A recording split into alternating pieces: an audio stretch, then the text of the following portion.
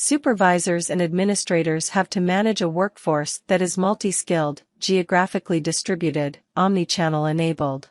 They now need to have a unified view of both on-site and off-site employees.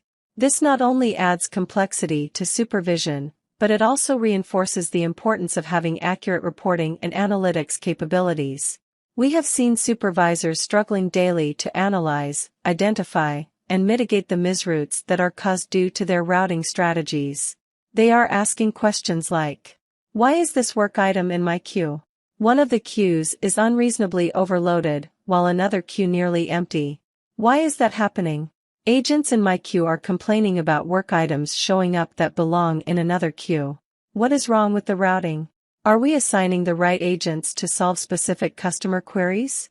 To address these kinds of questions, your staff can use analytics and reports to gauge the effectiveness of their routing configurations, to help optimize the routing strategy, and to improve the workforce efficiency. Historical routing reports complements the existing customer service insights, agent performance insights, queue performance insights and conversational intelligence reports that are at the disposal of the supervisors to improve their workforce efficiency. These reports will allow you to see how a particular is performing in terms of load and transfers.